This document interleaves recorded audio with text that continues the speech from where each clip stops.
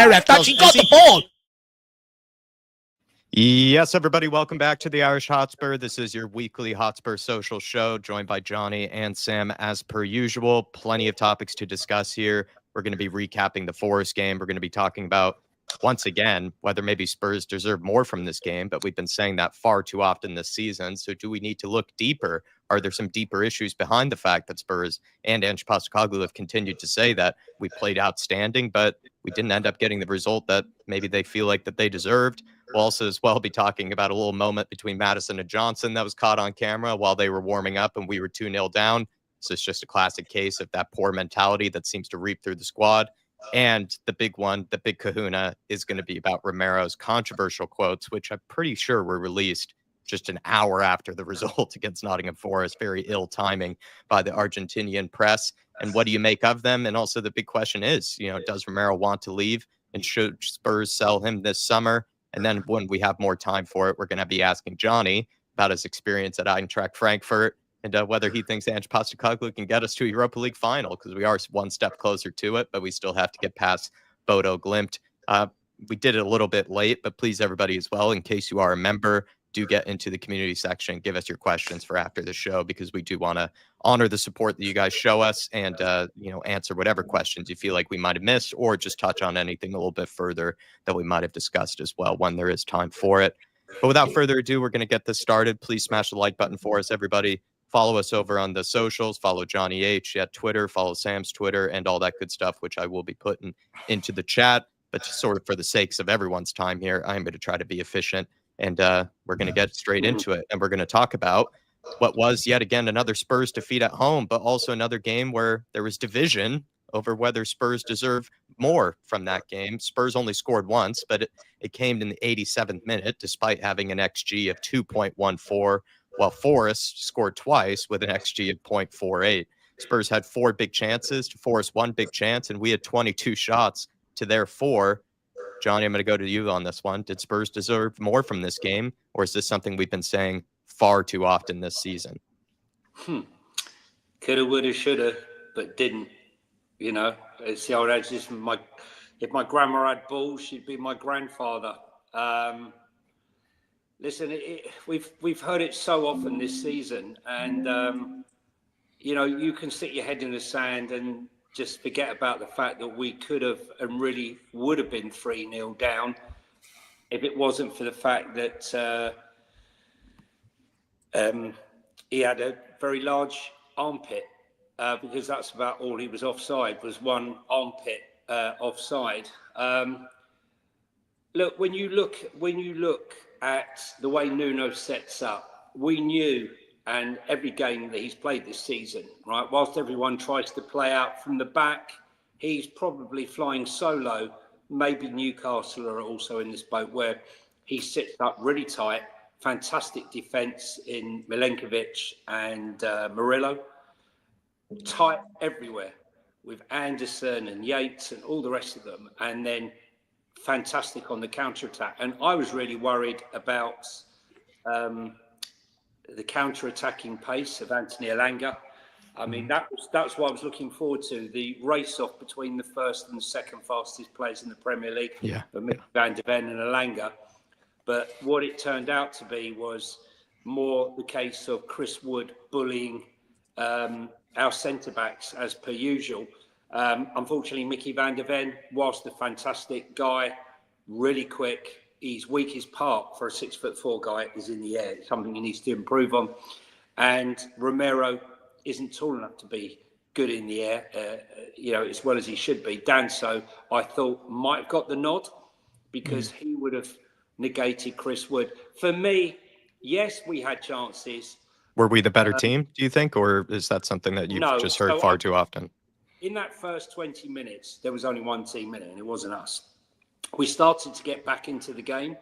There was the cross from the right-hand side, which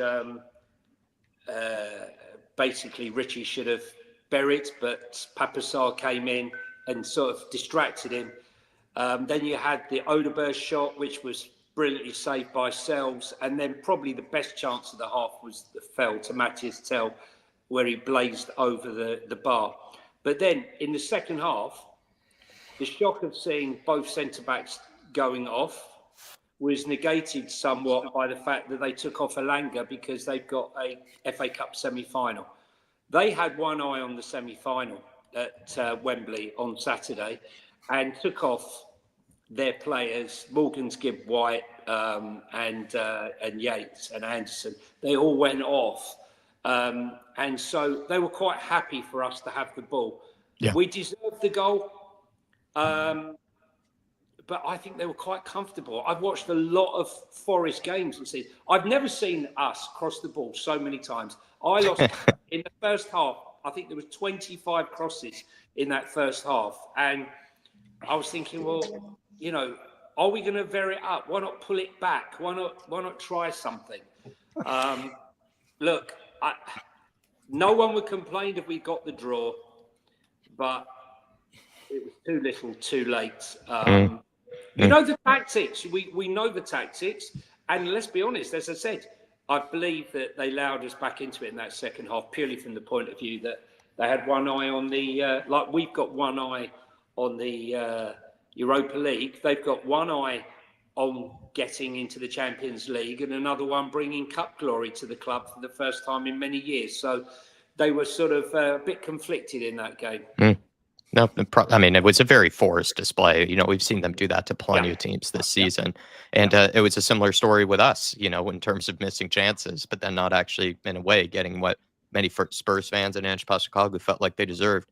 Sam, there just was quickly. Only 6. Sorry, just to say that I think out of 22, there was only 6 that I think were on target. Is that correct? I wouldn't know. I think yeah. But the fact of the matter is you're including ones that are blocked when they're shooting, when there's no room to shoot. You know, it's already well banging a couple of, I mean, Porro hit about 3 or 4 shot. And I'm like, why are you shooting?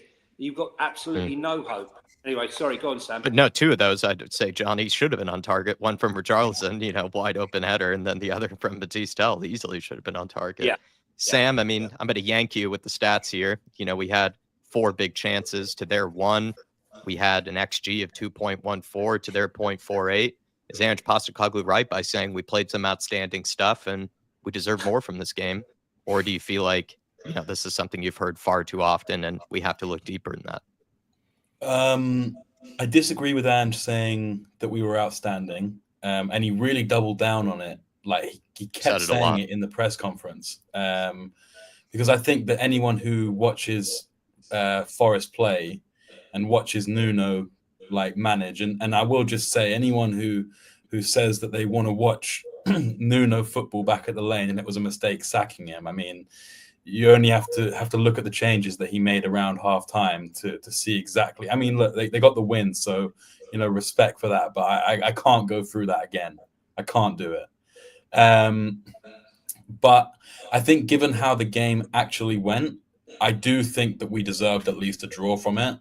I think that with better finishing, we actually would have probably got something from that game. It's funny, you know, we signed Solanke, whose best attribute at Bournemouth was his heading, and Richarlison had more service in that game than Solanke's had all season. What was it? Something like 44 crosses or something stupid, or 51 crosses, something stupid like that we put in. None of them were very good, though. Let's be honest, Sam. No, they weren't. But the thing is, Johnny, like the law of averages, they did actually fumble a few of the crosses. You know, Richarlison had 4 big chances and scored 1. Admittedly, he did have another just before he scored. His other header was also quite good, and Sells made a great save. True. He missed that one that we were all talking about, where him and Sarr sort of had a Bentancur-Solanke moment from earlier on in the season that for some reason is all over my timeline today. But in my opinion, I saw people saying you should have left it for Sarr, but for me, Sarr was actually offside. But it was just a poor attempt, and you know, as you say, that Tell one, he's at least got to work it on target. And as much as people want to cuss out Son for his form this season, I do think that Son would have got that on target. Whether he would have scored or not, it's a different story. But I think that that's the kind of chance that Son kind of actually lives on, where he puts it low across the goalkeeper and you know, he causes havoc in the box. For me, you know, we're seeing it again. We had a nice period where we weren't conceding set pieces, and suddenly every set piece again, I'm terrified. But it's not from the initial set piece, it's from the second phase of play. I mean, that was pretty much an identical goal to what Ait-Nouri scored against us for Wolves last week, right? Yeah. And I've seen a few people in the comments, questioning whether we should replace Vicario in the summer. He has made a lot of mistakes since he's come back. The initial few games, it was like, wow. I think Kinski had made a few mistakes while, that I remember the Arsenal game specifically, and then the Liverpool game. But obviously the Villa game as well. Wow, that was a howler in the first minute. But Vicario came in, and I think a lot of us were like, okay, we steadied the ship a little bit, and we've got the man back in goal. But I mean, pretty much, I think since that Chelsea game, he's made loads of mistakes. A lot of his kicking yesterday was really poor. I mean, there was one moment where they had, we were passing it around the back between Danso and Vicario, and then Vicario just decided, okay, I'll play Danso into a blind alley and have him get pressed, like sort of just outside the box, basically, where he's got nowhere to go. And, of whether we should replace him in the summer, I think the answer with my mind is yes. I think we do need a better keeper. I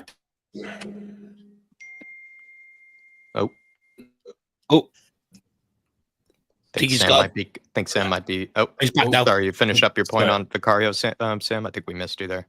I was just saying I can't really give you any examples of keepers out there we should replace him with, but I just think that his shot stopping is up there with some of the best. He's gone again. I think we're losing you, Sam. Yeah. I would just counter quickly on Vicario. I mean, I can't disregard the mistakes he has been making, especially with his feet and whatnot. But last season, I believe he had the best post-shot sort of expected goals, which means, he saved us from the most goals conceded compared to any other keeper. And we would actually have been knocked out of the Europa League had it not been for him in that AZ Alkmaar game in that first leg. They could have been 3-0, 4-0 up had it not been for Vicario in the first leg. And then even against Frankfurt, he made that incredible save to keep us in it. But he has had a lot of shaky moments. And we'll talk about someone later on that people want to replace that's also had some shaky moments this season, being a certain Cristian Romero. Yeah, I think the stats say that he's made more saves in the Premier League than any other goalkeeper, and yet he's only played a fraction of our games. The fact is, the fact that we're starting to question the likes of Vicario and your Romeros and players like that shows how bad it's been this season. Correct. And that's the reality of it, Correct. Yeah. My question, Johnny, is sorry, Jack. Is that go ahead. save stat? Is that actually a good thing, or is that just showing that we concede so many chances that our goalkeeper has to make those saves? Not to diminish the fact that he's making those saves, because as I was trying to say, if my Wi-Fi would allow me, he is a top shot stopper. But we concede so many. It's like a record number of chances that we've conceded this season. That it's like when Sam Johnston was playing for West Brom, he had like the highest save percentage or something stupid, but they got relegated. Listen, Sam, in my opinion, for what it's worth, the fact that we have lost game after game after game, and he still has the best save stats in the Premier League, despite playing very few games, just says that we are a pile of shit. We have no setup. Defensively, we are a complete and utter mess. Ange Ball disappeared. What he did, he signed players to play Ange Ball, and now he's retreated like a tortoise into his shell, and he's playing a different brand of football to which the players he signed aren't accustomed to, which is more of a pragmatic counter-attacking football. Look, I think the trouble's twofold, though. I mean, look, and I think it is one that we can easily fix with asking Pedro Porro to play a more traditional sort of full-back role. Correct. But the problem we have is Vicario is vulnerable on the crosses and the high ball. A lot of the mistakes where Vicario gets highlighted is actually corners, free kicks, crosses coming into the box where he's often seen flapping. But in order to alleviate that pressure, because every player has a weakness, it's about, protecting that weakness as much as you can. It's where you need Pedro Porro to act like a traditional fullback. More crosses come in from that right-hand side, then the left-hand side, then coming down our left-hand side. Our players at the left-hand side are more effective at getting out there, dealing with them and blocking them than what Pedro Porro is, and it's becoming a huge problem. Like, we can look at Vicario the other night, even for that goal, and says he should have done better. But reality is, if Pedro Porro actually done what he was taught when he was 8 years old and not header it across the danger zone and actually header it away, it doesn't happen. And the problem is we're asking for Vicario to cover up for so many mistakes. He's not going to cover them all. Yes, he makes some mistakes himself. I would argue he's made more with his feet since he's come back from his broken ankle. Is that maybe him coming back too early? Because when we wanted to go and sign a goalkeeper, we went and signed Kinski, and he was costing us games at the time. So have we brought him back early? I think you've got to factor that in. But make no mistake about it, Vicario is not the biggest problem in this team. The reality is we can sit here and look at the other night game and go, do you know what? It's unlucky. But it's not unlucky. The mistakes I've seen from Porro, I've seen all season long. Some of the stuff I've seen from Vicario, I've seen since he's come back from his injury. The problem with the forward line not taking their chances. I mean, let's not pretend we're shocked and this is just a one-off. It isn't. Yeah. You buy in players from relegation for them. We wonder why we struggle to take chances and create chances at the best of times and stuff like that. The reality is, and also defensively, we concede too much. And what I have noticed is we often concede when we get lazy on the press. We don't press. We are so vulnerable and so open. It's unbelievable. And we get punished very, very quickly, one after another. And usually games gone beyond us. And lastly, we've lost that bounce back ability. We had that last season. We were going behind last season, but we were able to, bounce back. We were able to make substitutions and go and win that game. This season, that's completely gone. It's not unlucky. It just comes a point where it's you're sabotaging yourself to a large degree. Some of them misses should have been in the back of the net. Some of them goals are easily preventable. We went through the breakdown on Big Up. That free kick that led to an Angus cross for Chris Wood. Pedro Porro is pointing at nobody to go and take him instead of just following him, but staying switched on, staying on alert. It's not bad luck. It's players not executing the basics, and it comes back to the standards in and around this football club. We've had people of great caliber, Harry Kane, Conte, people like that, lead this football club and says it's okay to lose games here. There's no pressure on winning. When you don't have pressure on winning, you get people cheating. And when you get people cheating, you concede goals. You get punished at this level, and it's that simple. It comes down to our own mistakes. It's no one else's fault but ours. Well, Dave, yeah, go ahead. Yeah, bounce back. Question, all of you, a question. If I sat you down before the game and we said, right, guys, we are the guys in the dressing room. We're going to be the guys that address the players. What would you have said? Right, the first thing you would have said, right, look, I need to put the team. Chris Wood is going to be an issue, right? He's a big physical threat up the top. Look, Mickey, no disrespect. We don't want to get you injured in this game. We need to rest you, right? Okay, we're going to bring big Kevin in, right? Kev, your job is to mark him. Right, Anthony Elanga is a problem, okay? What we need to do is, personally, I would have played Jed Spence on the right-hand side and played Destiny again. Right, that's what I would have done. But my point here is we know how they play. We know their strengths. We know their weaknesses, and we know that we got to look for a way to break it down. There didn't seem to be anyone. I've got a video of the bench when it looked like we'd just gone where we could have been 3-0 down, 2-0 down. I've got Ange Postecoglou staring at the ground, staring into space, and I've got a clip, and I've got Nuno going mad, right? Because I think it was Nico Williams was out of position, and I just don't get it. I've never got it, and I still don't get it. When it's not going right, why are you allowing the kids? You're playing with young kids or a young squad, and yet you don't want to give them that. I told them what to do. I mean, how many times did you tell your kids what to do and they didn't listen to a word of it or forgot it 10 minutes after they got on the pitch? And I just felt that game was, we started that game with no direction and as they've said, no passion. What's the first thing you expect to see when they come out that tunnel? Fired up. When I watched this come down the road, whatever we want to say about them, that opening 15 minutes when you turn up at Arsenal, you're under fire. You're under fire. They come out of there absolutely fired up. They come at you, and you know you've got to try and survive that first 15 minutes. You come to Spurs, it's like someone slipped a sedative in our drinks, and it's the reverse. Teams come at us in the first 15 minutes, hence the reason why we've got our worst home record on record. Dave said even that game summarized Tottenham Hotspur this season. Like, there's so many facets of that game that just summarizes a lot of what we've seen. You know, it's kind of a perfect embodiment of it. Sam, you wanted to come in there, but then I have a good transitional point. Yeah, no worries. I think Dave did too. I think that for me, through all our attacking and defensive woes, the biggest problem. Yeah, no worries. The biggest problem for us is actually our midfield, in both an attacking and defensive sense, right? You've got, in my opinion, defensive-minded players like Pape Sarr, for example, being asked to be the creative outlet going forward. Then you have the likes of Maddison filling in for our dysfunctional fullbacks, which I agree with Dave. You know, I've been banging that drum basically since Ange joined. You have Maddison or Kulusevski dropping in to basically play fullback, and the fullbacks and the defensive midfielders are the ones who are being asked to create.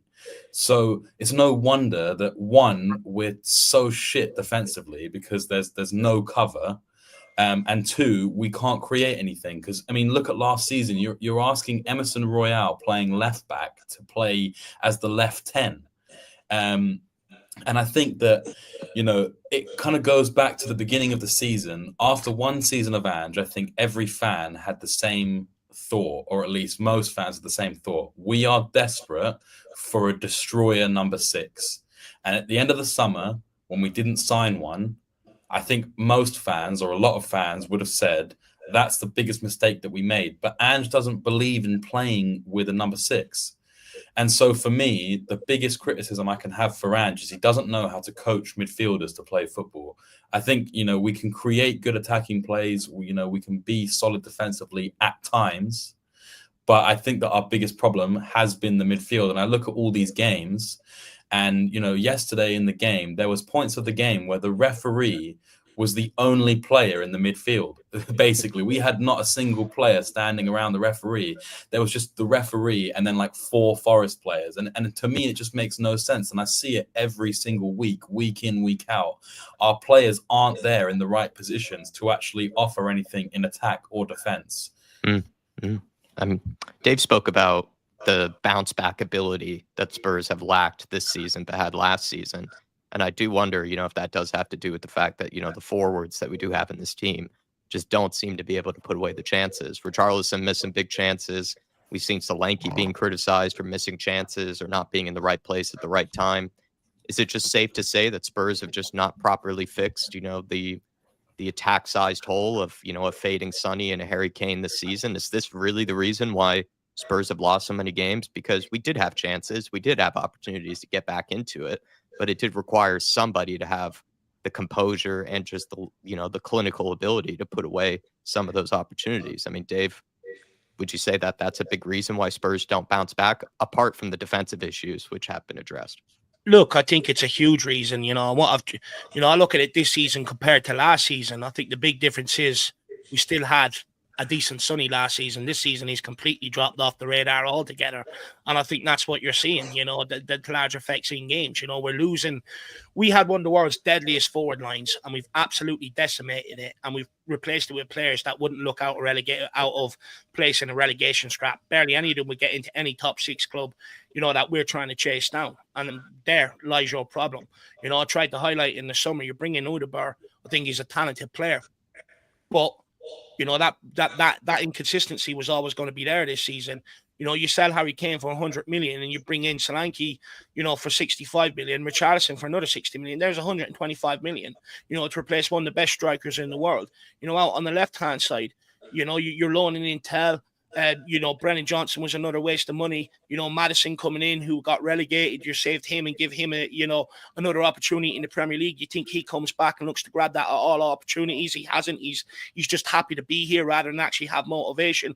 And that's your problem right there. You saw what you decimated one of the world's most deadliest forward lines. One of the sayings with Tottenham Hotspur when we had that was always Spurs on their day can beat anybody, and that's because of the caliber of players we had in the forward line. Now we are struggling to beat the worst teams, and that's because we've gone and signed a lot of their players. And by the way, some of them clubs who've took the money off us for them players have used that to kick on.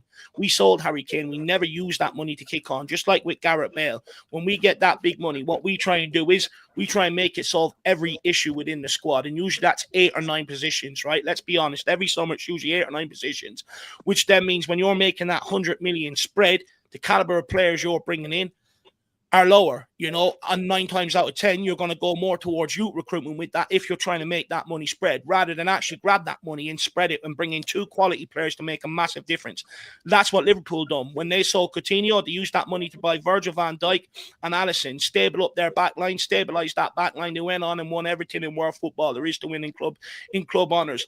When we use that money, we use it for 8 or 9 positions, and there is your problem. And we wonder why we sit here. And, the fact is, we sit here, we have massive debates about whether Brennan Johnson is good enough, massive debates about whether Maddison's at a certain level, what potential does Udabur have, Tell have, how good is Solanke, how good is Richarlison, who's better? The reality is they're all fucking bang average. When you put so much bang average people together, you see what we see. You see a lot of huff and puff without a lot of end product. Quality absolutely matters. And I think it's disgusting that you bring in an attacking manager, you decimate one of the world's best forward lines, and you bring in bang average players to work with. It's absolutely mind-boggling. When we had great defensive managers, some of the best defensive managers in the world, we had one of the world's best forward line and a bang average back line to work with. We don't do things that make sense at this club. And that's why we pay the price on the football pitch, Jack. It's quite simple. Quality matters. I mean, I completely agree with the issues addressed about the defensive structure, midfield structure. Like, that is a huge factor for why we've lost a lot of games this season. And even, the points about Vicario from set pieces.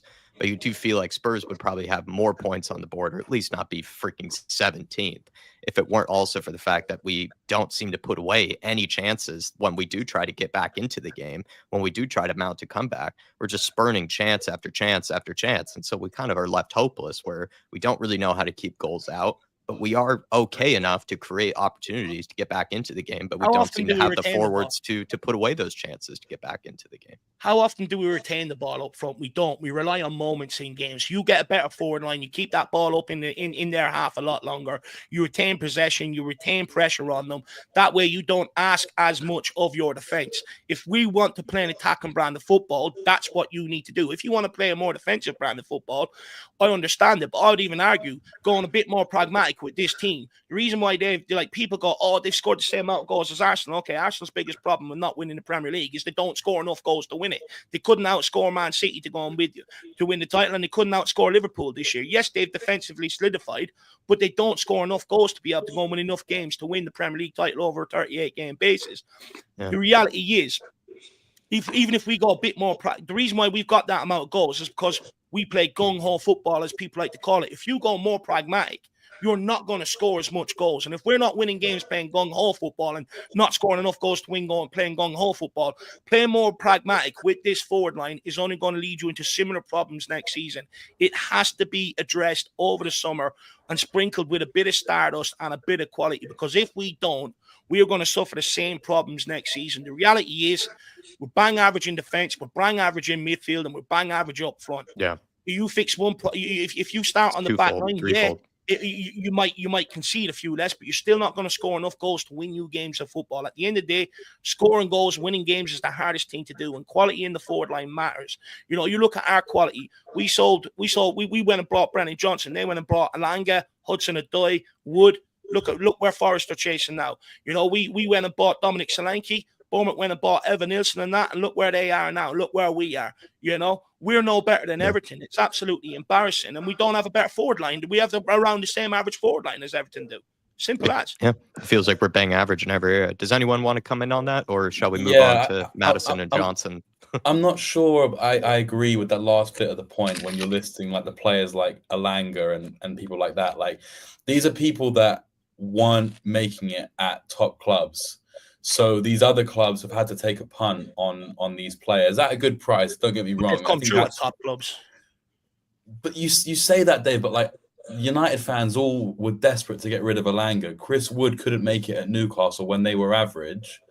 I think that a lot of it is system based. And for me, You know, I saw a really good tweet that was basically talking about the inversion of fullbacks and why managers are so desperate to basically push the wingers who are supposed to be the game changers so far out wide to accommodate space for the fullbacks. And I think it kind of links into Sean for the last 3 weeks has been banging on about Son, saying, is he good enough? Should we get rid of him? And look, I'm not here to say that that he's not past it. I think that he still has a lot to offer.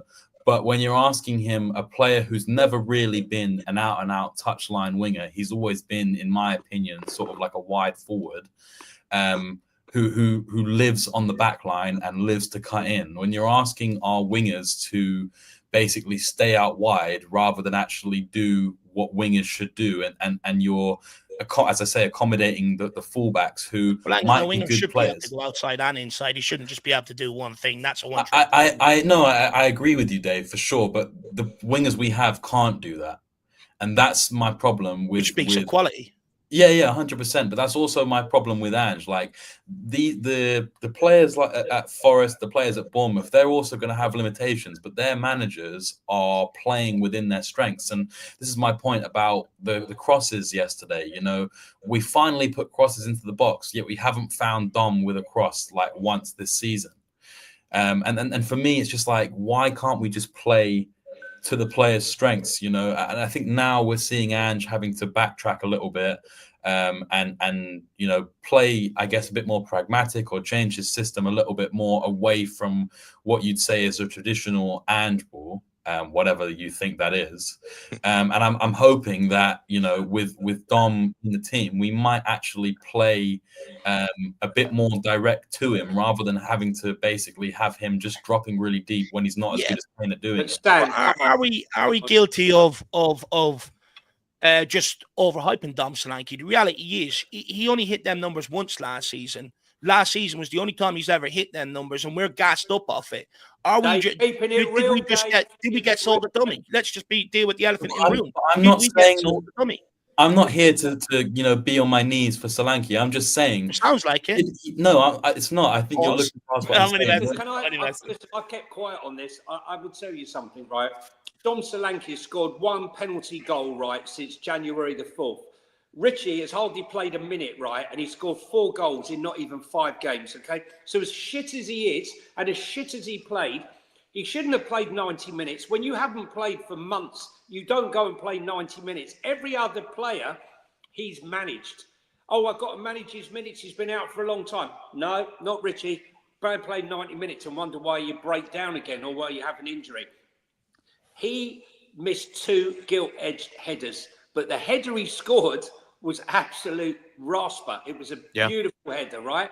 But the others, he missed them. But this is a guy who's not match fit. He's rusty, right? And yet he still scored 4 goals. And as for Anthony Elanga, I'm sorry, why at United, there was such a shit show there. All Ten Hag wanted to do was bring in his men, bring in his players. He wasn't interested. He chose Anthony over Elanga. Yeah. Correct. So what I'm saying is, it's a bit like Ange bringing in his players and ignoring your Mikey Moores and all the rest of them, and then suddenly finding them at the top club and performing. Anthony Elanga is the second fastest player in the Premier League. And as we've witnessed this season, he's been on the end of some fantastic goals and he causes absolute havoc. But you're right what you say, Sam, as far as systems. But what Dave alluded to before was he's had one season. He failed at Chelsea, failed at Liverpool. He didn't set the world alight under Gary O'Neill. He was okay. But under Iriola, who, like Emery did with Ollie Watkins, when Emery came in, said to Ollie Watkins, look, I don't want you doing exactly what Dom Solanke does. Dropping deep, pressing the midfield, pressing the backs, pressing here, pressing there, dropping deep. You're not Harry Kane, right? Stop dropping deep. You're not going to pick up the ball and spray the ball 20 yards to Porro or to Destiny. You're not doing that, right? And but in order for him not to do that, you need your wingers to then be able to get on the ball and beat the players. You don't have the wingers to do that. But what I was going to say was what Emery said to Watkins is, I don't want you dropping deep. I want you to concentrate all your energy on working those two centre-backs and running between those lines, making those runs. Don't drop deep. I don't want you to see you dropping deep. I want you to pull left, pull right, create the space for Morgan Rogers or whoever it is, Tielemans, whoever it is coming into those spaces. And look what happened. All of a sudden, his goal ratio went up. And that's what Iriola did with him at Bournemouth. Yet this guy signs him for a club. And what does he do? He doesn't play to his strength, just like you said, Sam. He's never played to his strength. I don't think that Dom Solanke is the man. I never have. I never will. You know, I would rather have signed Goalkeeper, right, for an extra 10 million, right, and not signed somebody else for the money.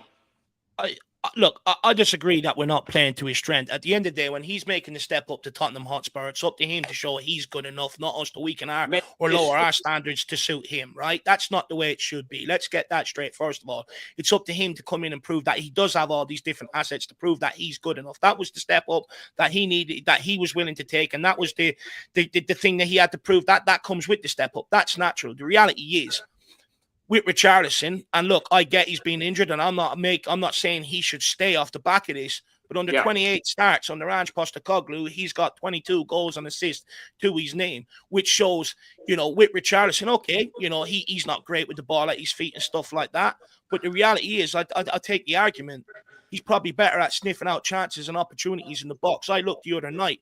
For one of his headers, he made two movements. One to go, sold the defender, then dropped back, got the header. I never ever see Dominic Solanke do that. And I see him make his movements very late. And for me, that's where I bring it down to the caliber. We all sit here, cuss and moan about Richarlison. Is he good enough? But if he can find goals in this system, then Dominic Solanke should be able to find some more goals than what he's currently finding in this system. And at the end of the day, we can sit here and moan about service to him, but how many times does the ball break down at his feet and he has simple passes to lay people in, he doesn't, and stuff like that? That's also a part of the problem, a part of the creativity problem and stuff like that. At the end of the day, I just question, is he good enough? And that's where I think we need to understand. Did the players that we have bought, they're busted flushes. No other club inside the top six chasing glory has pinned their hopes on them but Tottenham Hotspur. And we didn't do it once, we've done it twice. And we've been absolutely had our pants pulled down. And instead of sitting here going, we need to adapt and play to their strengths, just take it that they're not good enough, we fucked up, we made a mistake, we got to go out and readdress it. At the end of the day, if we start going, well, we need to play to their strengths, okay, well then we are sort of why we are where we are. At the end of the day, you know, they need to prove they're good enough. And Dom Solanke's got one more season. If he doesn't, he can be turfed out next summer as well. At the end of the day, you can't decimate one of the world's forward lines, and then we sit here and moan, oh, it's not Dom Solanke's fault. Yeah, it is his fucking fault. He's had more than enough game time. Well, I mean, Richie did get on the end of those chances, whether he missed them or not. But Dom Solanke came on the pitch with Richie. What one? And there were still crosses coming in. What one did Dom Solanke get on the end of? Absolutely zilch. Yeah. No, look, I do agree with what you're saying, Dave. The only thing I would say is we're not playing to the players' strengths, and we're 16th. So it's not about, Sam, you don't understand. They're not good enough. That's what you don't understand. No, they're not playing to their strengths. But okay, we played to Johnson's strengths. He runs in and taps things in at the back post. Where's it got us? Absolutely nowhere, because what he doesn't have is all the rest that you expect of your winger to have, and it becomes a massive problem over the season that we paper over. The reality is, it's not about playing. Yeah, we can play to their strengths. The reality is, a lot of these players we signed, we were asking them to make a step up and show that they can not just have one facet to the game, because that means they're a system player. If you're signing good players, they can take their man on the outside, they can take their man on the inside, they can shoot, they can cross a ball, they can thread the ball through for strikers to run onto. If you're playing to their one certain strength, that straight away shows you they're not good enough. I can understand if they have all assets to the game and they excel at one thing above the rest, but they're still a good player. I can go, okay, I can understand that. But what I am not doing is tailoring my system to fucking average players. It's up to them to show that they can make the step up. You only really do that at a mid-table club. You wonder why we are where we are. Maddison off Leicester City that got relegated. Johnson off a Nottingham Forest team surviving. Dominic Solanke off a Bournemouth team fighting survival. Udabur off a relegated Burnley. We wonder why we are where we are going forward. Let's stop papering over the cracks and just admit we haven't signed good enough players. or even to the point of tailoring to the players. That's something that you would do more at a mid-table or lower level side, that we you would have to that. do as a manager. The thing is, I understand. I take the argument. Could another manager maybe get a little bit more out of this squad? Would we be, would they get us a bit further up the league? Yes, potentially.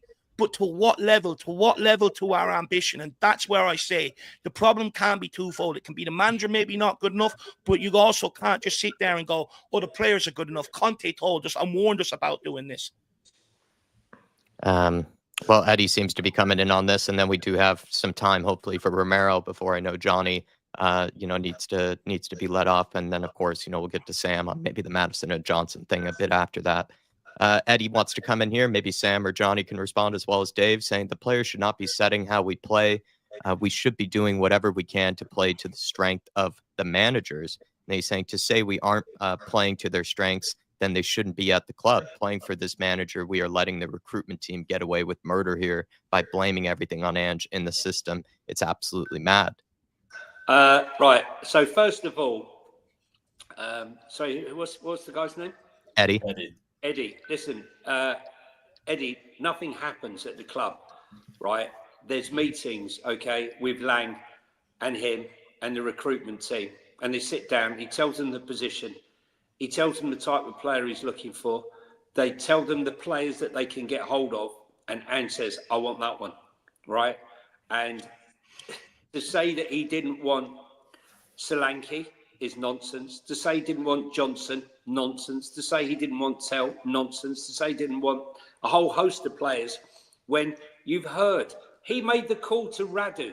I made the call to Radu and sold them the story. How many times have been rolled out the PR thing that Ange spoke to them personally on the phone to convince them to come and play for the club? So it's absolute rubbish, right? Does that not show we have a problem, though, that maybe these players didn't want to make a move, and the fact that we're like, is that not half the recruitment team job to get them into the club? I get what you're saying, Johnny. I do understand what you're saying, but the reality is as well, if you put yourself in Ange Postecoglou's shoes, the club are saying, okay, this is what we can give you. But if you're a manager and if you need a player, you're going to take one of the options that the club are giving you, but Dave, it still doesn't mean it's the right option for what you need going forward, or the right caliber of player that we're presenting to the manager. And that's where the recruitment team does need to be massive scrutinized. We cannot give them a free pass. The reality is, Johnny, right? And yes, he managed the Australia underage national team, but when he took that job, he knew that was the selection he's had. Every other club, he hasn't sat there and had to deal with youths and teenagers and stuff like that. They've given him more experienced players to make what he needs to work. And that's what I'm saying. I understand that, look, 21 losses isn't good enough, and you can question, the caliber compared to other managers in the Premier League, because the caliber is only getting better and better. I understand that. And not get into the market of giving the recruitment team a free pass. Okay. Right, can I finish? Right, so what I was about to say was that Johan Lang is useless, right? But to say there's nothing to do with Ange is absolute bollocks, right? I'm sorry, right? This is a guy that when he came in, he turned around and he says, I will choose my players. I will be responsible for my players, because at the end of the day, it is my job that's on the line. I've heard about all the other managers that have been here, but I will live and die by my signing, the signings that I make for the club and the players. And no one will be signed for this club unless I give my approval. And the players that don't meet my approval, we will analyse and they will go. We were all applauding all the deadwood that was thrown out the club that Ange didn't want, right? They all went. All I'm saying to you here is to say that Ange hasn't had... Look, I'm huge. Do you think he's had a hand in all the signings, though, Johnny? Yeah. Yes. Every single one. More or less every single one. More or less every single one. He's known about every single one. More or less, yeah. This is where I disagree slightly. Well, I happen to know maybe a little bit more, but without getting too involved in it. But what I would say to you, Dave, is still what I would say to you is that I don't believe that Ange's talent ID is any good. I said it before he came to the club. I don't believe when you make your first signing, Brennan Johnson, who for me was paper thin, I wouldn't have bought him. You've got Morgan's Gibb White. You've got there's so many players. When we signed him, I go, what are we doing? Why are we paying 47 million for him?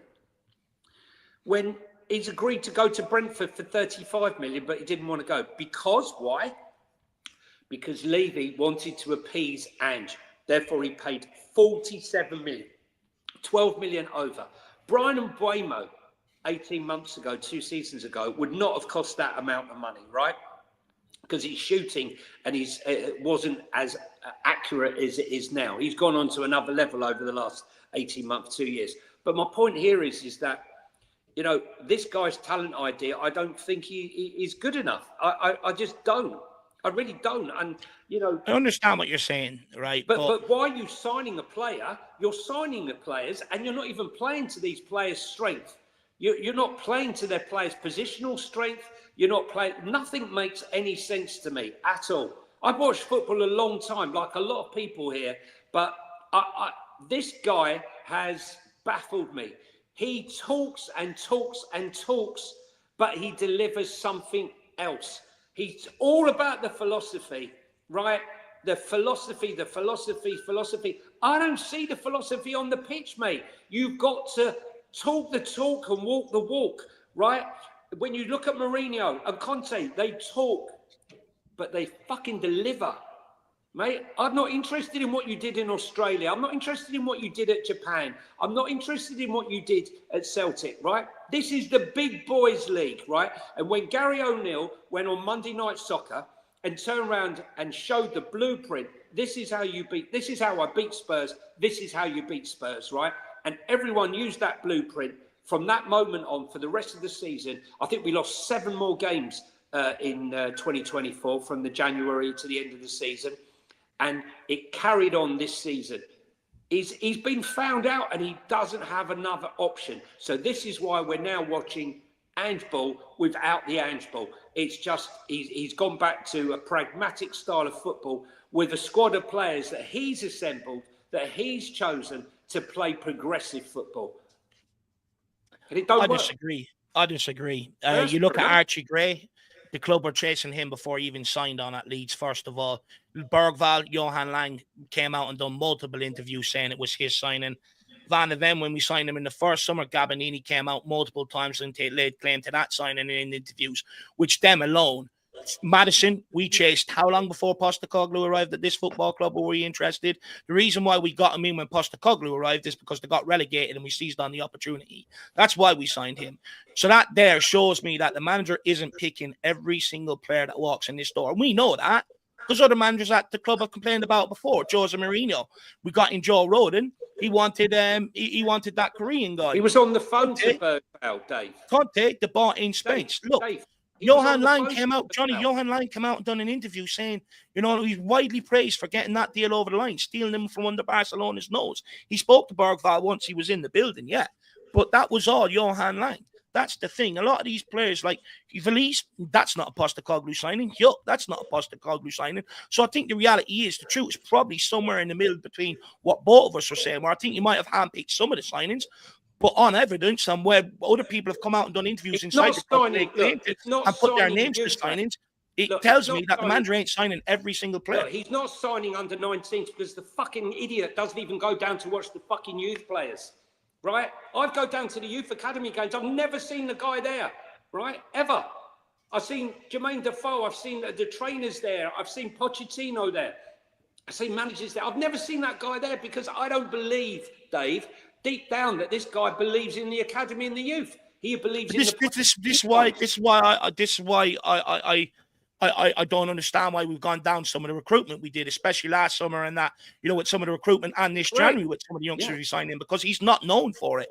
And that there maybe thinks to me. And honestly, I think everything we're hearing him saying, I think he's just shielding himself or shielding everyone inside the club. And that's why he's still there to this day, because of the shield that he forms for everybody. I think once this guy leaves and further later on down the line, when he releases another Ange Ball book or whatever, I think we'll start getting some of the truths on what's gone on. But the reality is, I just can't sit here and say absolutely every signing is his. It's not. Daniel Levy has a history of it. The reason why a lot of clubs work with director of footballs, you bring in the likes of these data scouting led models, is because you're picking the players. And at the end of the day, at Tottenham Hotspur, we got a head coach. We don't have a manager. They changed that job title under Pochettino. He is responsible for working with the people on a day-to-day basis. So you can make the argument, is he getting the best out of them that way? Fair. But I think to sit here and say that he has control over everything when they reduced the job manager, the title from manager to head coach, so that they took a lot of that out of the manager's hands so that they couldn't have a lot of that say, I think is a stretch too far. At the end of the day, I think to a certain degree, I think we're forgetting the club have a history of bringing in, not matching up the recruitment and the managers. And that's the big problem. Well, I would tell you, why go on a youth recruitment? Why have, and especially when you've got some of the best young players you've had coming through, who've won 3 trophies at 3 different age groups on their way in. Why bring in a manager then that's not going to work with them? And this is where this has all gone wrong. The club want to do one thing. They've offered all these guys contracts. They brought in young players from around the globe, but yet they haven't brought in the guy that is willing to sit there and take the time with them. Because I agree with you, on the sideline, when you're playing young players, you need a manager that's going to coach them through the game, issue them instructions and stuff. Correct. Ange isn't that guy. So that's where I say manager and recruitment, again, not matching up. But Fabio, what Fabio did, right? Fabio's remit was to bring in 15 to 19-year-olds that would affect both the first team and boost the academy. And when you look at those signings at the time, no one was interested in Papasar. He was playing for Metz, couldn't even get a game, wasn't playing for Senegal. Destiny Udogie was still cutting his teeth down at Udinese. And, when you look at the team, the base of the team that we've got now, Vicario, Destiny, Papasar, you know who they are. Right? Romero, yeah. Romero, right? Still, the vast majority of the quality in that team is the players that were assembled and brought into the club. Kulu, Bentancur were from Fabio Paratici. 2 years down the line, these players are still the make weight, the whole solid, the spine of our team. And like you say, the recruitment in the last 2 years has been somewhat questionable.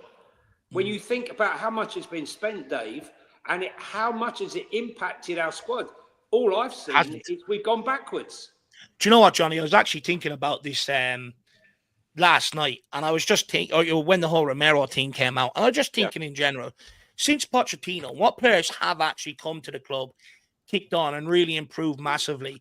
How many players have come here, suffered a lot of injuries, injury blight, stuff like that, and we haven't really kicked on the football field either. Like it's becoming a huge problem. We're actually almost getting into the realms of Man United where, they're signing all these talents, all these good players, but they're never actually fulfilling their potential at the football club. It's becoming a huge problem.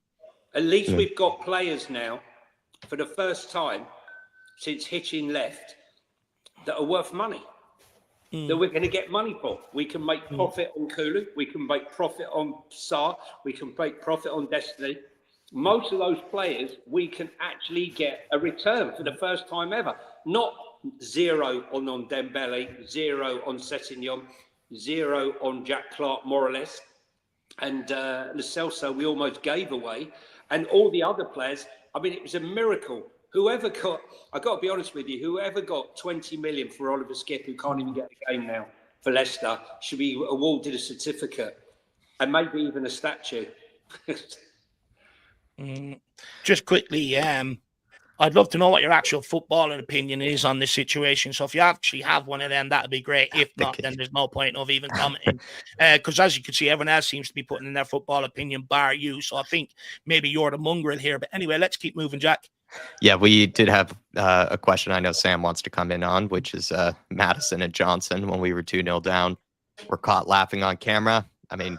I know we've spoke about so many issues tonight, Sam, from the midfield, the defense, the attack, but this is also one of them, right? Just the mentality of the squad, and Maddison even supposed to be one of the leaders in the leadership group. 2-0 down, and they're sort of having a joke and having a laugh, while you saw actually in the background, Spurs fans looked rightfully pissed off, but they didn't seem to be pissed off. Yeah, look, my thoughts on the whole darts thing, but this is different. What was the last one? This is I said to you guys in the green room, as they call it, as soon as I saw them smiling, I thought, oh God, here we go. It's going to be all over my timeline. People saying, yeah, I did think of you, Dave. I always think of you there, Dave. Pause. No, I was just looking at it thinking this is not a good look. But then also I feel bad for them because everything around the club, there's just this gray cloud that's over the club at the moment, and everything's so doom and gloom. It's like these are 20-odd-year-old men who are like living the dream, playing football, except it's not the dream because we've had so much shit to go through. Before they came, sure, but since they've come, and yes, it's partly on them. Yes, it's partly on the manager. Yes, it's on other players. Yes, it's on the board. Yes, it's on the fans. But it's just it seems to be a horrible place to be at the moment, and I think that's why we're seeing so many players coming out. And whether or not you agree that they should or shouldn't, or whether you even think that they can get to the clubs that they're being supposedly linked to, that's why you're seeing players who are leaving the door slightly ajar for clubs to come in for them in the summer to say, I deserve to be somewhere else. I'm better than what I'm having to show because everything else is going so wrong. So I do feel bad that we're looking at these players like smiling on the sideline, thinking, "You pricks, we're losing 2-0," but they're having a joke. Like it's like they're mates. You know what I mean? So I do feel bad, but it wasn't a good look.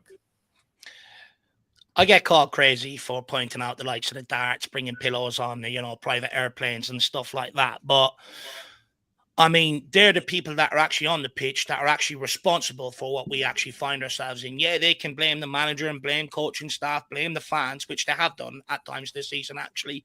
The reality is they're the ones on the pitch that actually can control the situation. And if they're smiling when you're 2-0 down, I'm not being funny, right? We're going to get onto it. We're going to have a conversation about Romero. I'm sure it's going to be 50-50. Some say keep Romero. Some will make every excuse in the world to sell Romero. But, the reality is he's one of our better players, but yet there's so much controversy around him. But when it comes to Brennan Johnson and Maddison, they're so protected. But yet they're the ones smiling. They're the ones out of dart competitions this season when we're getting fucking pummeled and embarrassed on the football pitch. At the end of the day, when do we lay the blame at their door? Maddison came out and called fans a wally. Okay, who's the wally now? Where are we in the Premier League? Johnson come around shushing people after he scored one goal. You know what I mean? This is the mentality of these sort of guys. Both involved in clubs that were struggling down at the bottom of the league, and they're bringing that mentality straight into this football club. What about Fulham, Dave? What about Fulham, Dave? When I remember I told you went to Fulham away. Yeah. And before the game, joking around, yeah. Dropped 7 around. They were pushing each other around. Maddison and Son joking in front of the younger ones, like setting the example. Meanwhile, the Peter Crouch lookalike coach, they were just ignoring him. And I'm like, what the fuck's going on here? This is like the school playground. You're in trouble. Professionalism, nothing, none. Yeah, you got that mentality when you're losing games, you're bang in trouble. We are lucky that the 3 teams are much worse this season because I said it earlier on in the season, Jack, if you remember after January transfer window, if we find ourselves actually in a proper relegation scrap, we'll go under because we don't have the right mentality or the right characters. Yeah. People sit here and cry about Romero. Oh, he doesn't want to be here. He wants to go and win trophies. Yet we sit here and we entertain James Maddison and Johnson smiling when we're 2-0 down. People make all the protections for these players in the world. I'm telling you, you're making the wrong protection for the wrong players. Players that actually have ambition, that want to win, should be the players that we protect. Not players like Johnson and Maddison who are just happy to be here. Why wouldn't they be happy to be here? James Maddison would have been playing championship if we didn't fucking salvage him. Brennan Johnson could have also been playing championship to a certain degree if we didn't salvage him. You know what I mean? So at the end of the day, well, of course they're sitting here smiling. They're on much bigger wages and they have to do fuck all. There's no pressure on them. They're absolutely loving life. And I'm sorry, but we have to eradicate that out of the dressing room. I don't care how much we like them. I don't care if we love their cheeky banter or their smiley grins. I don't want anyone smiling when we're in 17th. Fucking nobody. They shouldn't be. Yeah. They should be angry. They should 100%. Live it like we should. If they have any ambition of winning and winning means everything to them, yes, they would be as upset as fans. Just want to say, everybody, before we move on to the Romero in the room, the elephant in the room, please smash the like button. We have well over 250 in the house, so it'd be great if you could. I think there's only 60 likes from what I can tell. I'd like to think at least half of you are enjoying the stream, so it'd be nice to get to 100 likes. We also have think over 400 total watching us. So if you are watching us over on X or over on Twitter, feel free to follow us over and get involved in the conversation. Ryan Tresting coming in. Daniel Levy's guys, come on, 60 likes, 400 followers and only 60. I mean, how miserly is that? It's only a button. All you got to do is that, okay, on the like button. And like throw in, like treat yourself to a comment. It all helps the channel and helps the guys grow. Yeah, appreciate it's great you, Johnny. sitting there watching these guys and all the effort they put in. Just that little thing helps them. So go on, treat yourself. If you have been entertained, please do it. Now, thank you, Johnny. That's very nice of you to say. Ryan Trestain coming in here. I don't want to sound silly, but this is my opinion. Everything bad that has gone on at the club is on Ange, and the reason we are in the semifinals is because of the players, not because of Ange Postecoglou. This was a commonly held belief from people that the players were the ones that, sort of got us over the line, not Ange. I mean, you seem to agree, Johnny. Yeah, I said before the game, I said I believed before the game, before I went to Frankfurt, I was confident we were going to win. I said in my video before the game, I thought we would win. I felt that the players would self-motivate. There's a lot at stake. Self-pride, self-motivation. What's on stake? They can take the glory. When all's said and done, Spurs immortality. When all's said and done, 20 years' time, when they come back, and whoever is playing in that game, they will be remembered, whether you like it or not, right? They will be remembered for that game. And all that happened in the season, our worst ever season, will be forgotten because that will be the highlight. But it's because of them. It's despite Ange, not because of him, in my opinion. Are we not getting into the rounds when we lose everything is Ange's fault, when we win everything?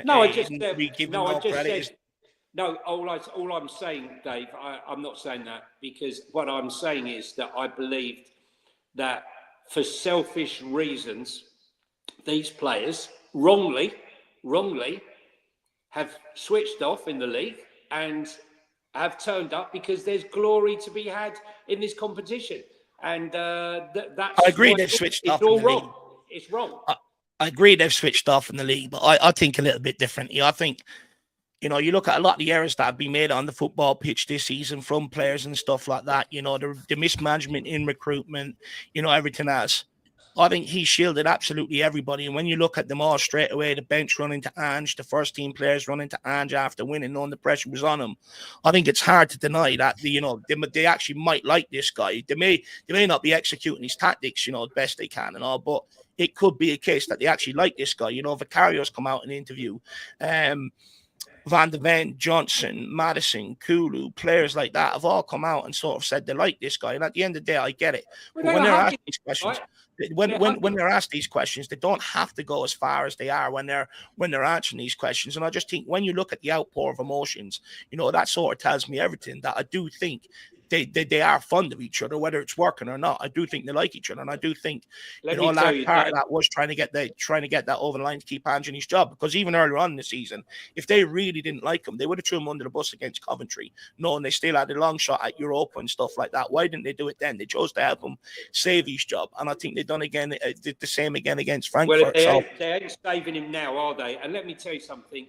When we scored that goal against Ajax, I would have hugged and kissed my mother-in-law, right? Who never used to like that when I used to go near. And let me tell you, when they scored that goal and that final whistle went, I got a video of me coming out. I was kissed by blokes I've never even seen before in my life, being hugged and kissed and like God knows what, right? Coming out of the ground because the emotion. The excitement of actually winning that game was because that's what you do. You jump on people. Everyone's jumping on it and hugging straight. Everybody loves winning. Everyone loves winning. It's infectious. And what you saw on the pitch was all the players jumping up and down on that night. And because it was a long day. I was up at 3:00 in the morning to go to Germany. It was a long day. It didn't start till 9:00 at night. You march through the forest under a massive police escort. The Frankfurt fans are absolute filth. It's an intimidating atmosphere, and to come away with that victory after what we've had and the fans have had to endure. I'm sure you all celebrated at home, but inside that stadium, I don't know what you could see and what you couldn't see, but in the concourses afterwards when we were kept in, the celebration was probably the best I've seen in a long, long time, because it was all that pent up frustration just all came out. No, look, it was great scenes, don't get me wrong. I mean, me and Jack were absolutely living it up as well. At the end of the day, we've heard so much over the last few years. We've started football matters, and I've just come. It doesn't matter. We just want to win games. It doesn't matter how. Just quickly, I do want to take Future Lily White. He's just sort of responding to me, and then we'll get on to Cristian Romero. He says, "Nah, they don't, Dave, mate. They have to come out and say it, man. They're professional players. Sorry, but I disagree. That's the beauty of football. Move on." And he also says, "Them players are playing for themselves. That's obvious, ain't it?" I mean, I take your point, but then what happened to Conte? They didn't come out and defend Conte, did they? No. See, my point I'm proving is they don't. The less they say actually proves that they're not having a manager. The more they say maybe alludes to that we're just ignoring facts, that maybe they do actually want to try and keep this guy in the job. And we could sit here and say they're playing for themselves. Why didn't the squad play for themselves under Jose, Nuno, or Conte then? If we're going by that logic, then they would have won games and kept them in the job to the end of the season. They didn't do that. They threw them under the bus at every opportunity. In fact, Ben Davies actually went to Daniel Levy to get rid of Nuno. He hasn't gone that far to do it to Ange Postecoglou. So I take your point, but the reality is then why didn't do that for Conte, Jose, or Nuno?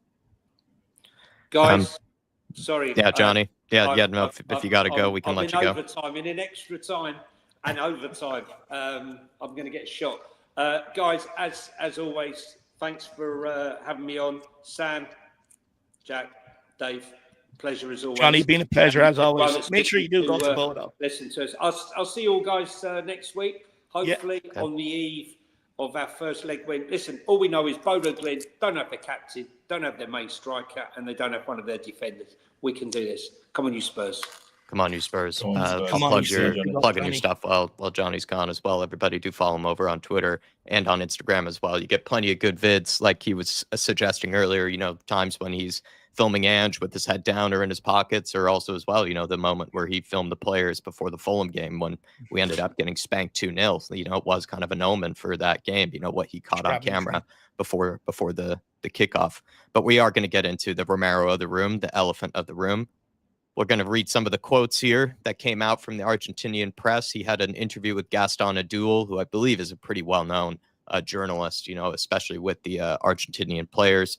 Reporter was asking, "What's next for you? What do you plan for your career?" He's saying, "Well, I try above all else to always live day by day. There are almost 2 months left until the end of the season, and my focus is always on performing at my very best and trying to finish in the best way possible. We're in the Europa League semifinal, which is an important step for the club. After so many years of not making it this far, I can say I'm happy because in the end, I'd like to win it. It depends, though, on many things. But yeah, after this, when the season ends, we'll see. Honestly, I haven't spoken with my agent yet, but I am open to anything. My mindset is always about growing, always also about going to new places to keep developing. But I don't want to talk about that just yet because there's still a few months left before the season ends." The reporter followed up and asked, "Which league that you haven't played in would you like to play in based on how you see it?" He said, "Yes, the league I'm missing is Spain's. I'd love to, honestly. La Liga, I'd love to play there because it's the one I haven't played in yet." Some people have absolutely caught fire with this one, Sam. They can't be controlled. They feel like this is a complete stab in the back towards the club. Others feel like, this is, just him answering a question that was directly asked towards him in the context of future plans, kind of where he sees himself in a few years.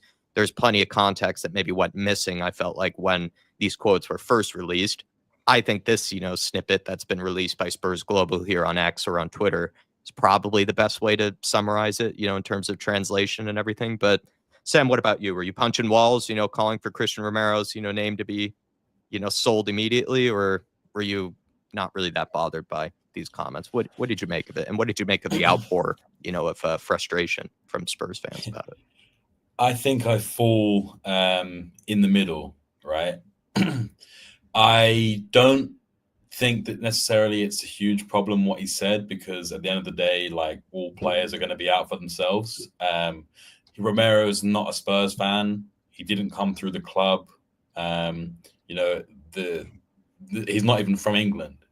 Like, He for me, he's basically saying he's collecting top leagues like Thanos with Infinity Stones, and that he's already got Serie A and the Premier League, and the next one is the La Liga.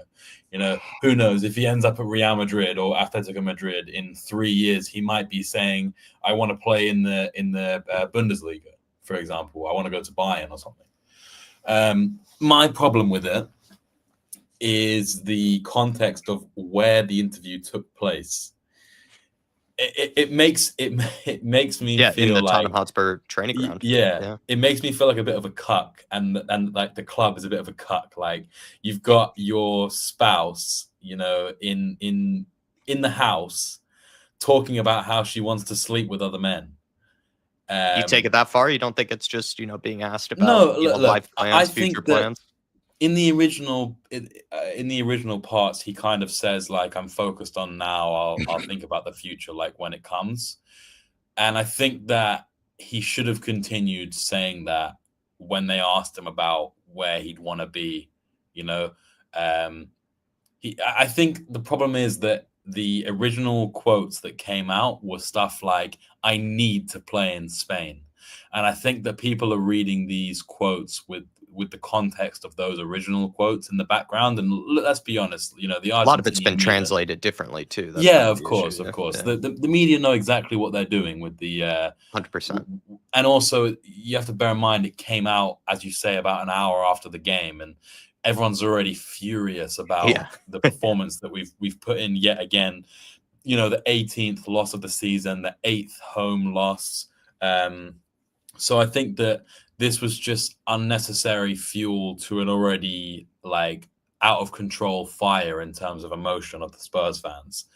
For me, you know, and I know that Dave disagrees, I would sell Romero. If the right money comes in, I would take it. You know, I don't see the point of selling him for similar money to what we bought him for. When you look at the likes of other players being sold, you know, for heavily inflated prices, and this is a World Cup winner and a 2-time Copa America winner. So unless we're getting 75 plus for him, then I wouldn't be entertaining it. But if you are getting big money for him, then I'd be open to it, rather than saying I want him to leave. I'd be open to the idea of him leaving, because as much as he's one of our best players, I think that he's still got a lot wrong with his game. Not as much as other players, don't get me wrong, but he can be a liability. And I just think that because his head is turned, we're seeing a worse version than we would have seen if he was a bit more settled at the club. And that's the club's fault, in my opinion, for again, not matching the ambition of a top player in our ranks. A user saying, "I'm happy to drive Romero to the airport. Adios, amigo." I think Stefan Blois put in a funny comment earlier saying, "I think Romero has already booked his own taxi to the airport. That's how much his head is turned at the moment." A user, so maybe you're in a similar boat to Stefan Blois. Dave, what did you make of these quotes? Were you surprised by them? There's been big outlash of, you know, frustration and anger from Spurs fans. Is that justified? Do you think the context of the comments have been taken correctly? And what do you make of also just the obvious question everyone's had on their minds for a couple of months now? Would you sell Cristian Romero this summer if given the opportunity? Yeah, there's a lot there to unpack, Jack. So I'm going to start with, put myself in. Look, first of all, when Cristian Romero says, "I want to play in La Liga," and he was asked, where would you like to play, you know, if it weren't, you know, Tottenham Hotspur. No, I get that. Put it into the context of Real Madrid and Atletico Madrid being reportedly linked all season long for his signature this summer. Let's not kid ourselves. He knows exactly what he's doing. He could have said, "I want to go back to Italy," or whatever. You know, I don't know what the future holds. He didn't. He went out on a limb to say La Liga, knowing that them two big clubs are chasing him and probably already in contact with his agent. Now, then I put myself into Romero's shoes, and I think, what are the reasons why he would be making these noise? And it's one of twofold. One is for contract leverage. You know, he's 27. he's entering his prime. He still has 2 years left on his deal come the summer. Right now he's on 165k a week, the third highest earner at the football club. And this, at 27 and being in his prime, is likely the largest contract of his career, the biggest financial gain that he's going to have of his career. And Spurs are, let's be honest, historically reluctant to break the 200k barrier. And we know this. You look at Son, for instance, they extended his contract by for the year rather than offering him or bumping him up on wages from his 195k a week. And the reason why they've done that is because they don't want to break the 200k barrier at the club, because once one player gets it, it opens the door for other players to get it. And Levy doesn't want to start shelling out them sort of wages to his players, and he's always historically been like that. So, I think with that, Romero might be using public comments like this in interviews like this to strengthen his position when he goes in for contract talks. And let's be real, he's a World Cup winner. He's a 2-time Copa America winner as well with Argentina. And he probably feels that he's at a certain value and that the club should match it. So that's one reason why he could be doing it. Or the other reason, which is more worrying, is that he's probably lost faith in the project at Tottenham Hotspur. The one that he was sold and the one that he's currently sitting there looking at today probably don't add up. And they were sold, one was sold to him by Paratici, and we've gone under a complete different direction now. But when Romero joined Spurs, he put himself in his position. We had a world-class forward line and a big-name manager. Since then, the club has regressed. Let's be honest about it. We've lost Harry Kane. We've seen Son start to decline. We haven't replaced him properly. And I once feared forward line. Now, let's be honest, players who wouldn't look, like I said earlier on, out of place in a relegation battle wouldn't get into any top 6 clubs. Also, if you're Romero and you want to win trophies, which you have that hunger and desire after winning with Argentina, you look at it then, you look at the club you're in and you go, okay, what signings are we going to make? Who's coming in to help me to take this club forward to help compete for trophies? Next thing you see teenagers walking in the door. So automatically your alarm bells start ringing in your head. Yeah. Then you also look at the level of manager. You signed underneath Antonio Conte. You're sitting there now with Ange Postecoglou. And not only that, the people that are lined up to replace him is Iriola, Thomas Frank, and Silva, or the new flavour of the month, fucking Scott Parker. You know what I mean? It's not going to get any better, is it? And then also, when you're going into these contract negotiations, you're sitting in an Argentina dressing room where them players are earning some of the best wages on world football, and you're having to sit there and scrap and fight for what you're worth. That's also another big, massive red flag. And then also you look at the whole Kane and Son situation, right? Perfect scenario for Romero. One is left, and by the way, people question Romero's ability. When Harry Kane we were selling Harry Kane, people were questioning, is he getting on? Is he slowing down? This, that, and the other.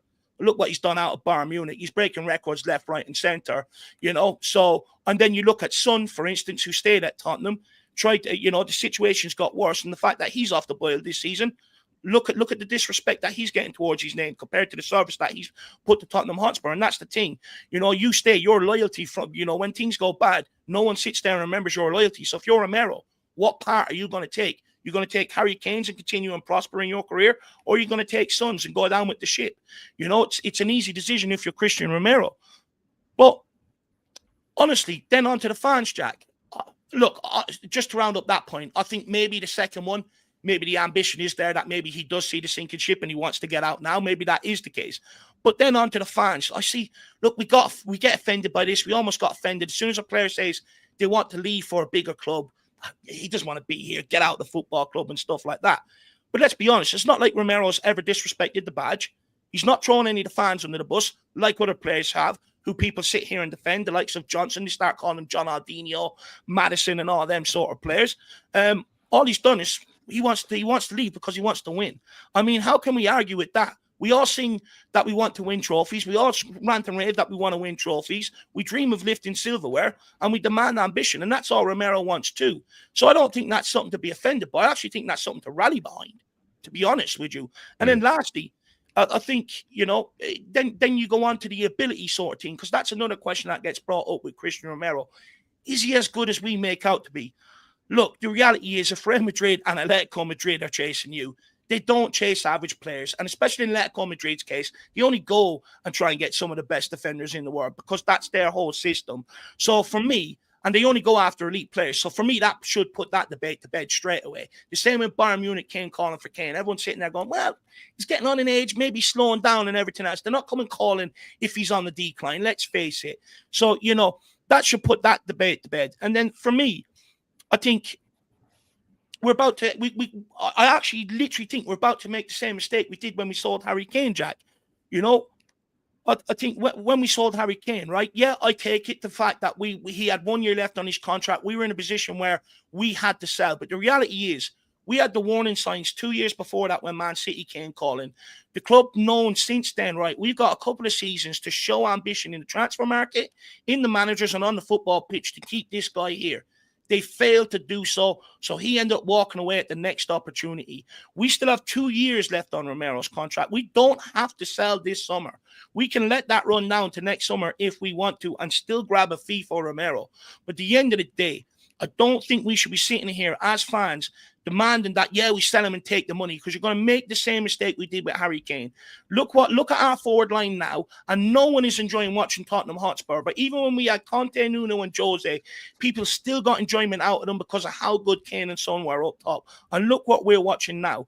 I'm not being funny. We can have all these debates about Romero, but since he's walked into this football club, he's been our best defender. Even with injuries and some of the mistakes he's made, he's still been our best defender. And I'm telling you now, I do not trust the club to spend that money right to fix the problems, because we know what they're going to do. They're going to use it to spread across 8 or 9, and you're going to see what we've done with the Bale money and done with the Kane money. We're going to line them all up in a photo shoot, look at the replacements, and we got most of them wrong.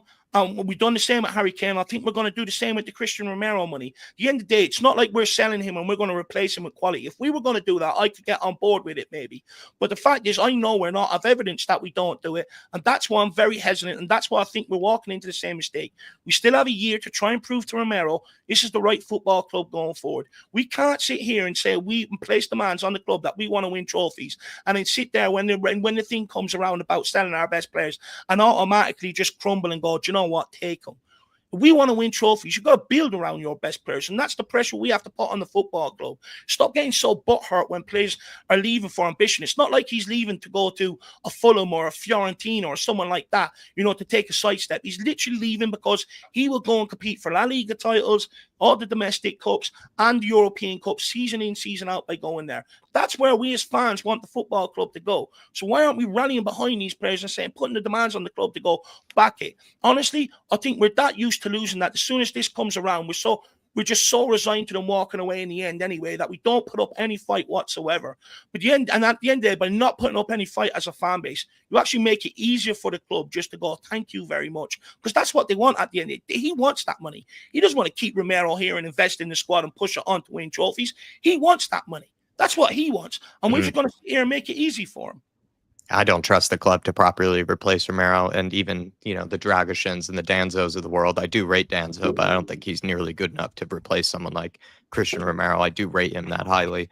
A user saying, be honest, I used to love Romero when he came in, but over time, just like Lo Celso, they get injured and miraculously are ready to go for Argentina. I think he's sort of alluding to Argentinian players at Spurs in general. I don't know about this narrative, Sam, because, he made himself available for the Chelsea game despite being injured and then got re-injured. He also as well, rushed back from injury for, I believe, the other Chelsea game that we tried to play in just very recently.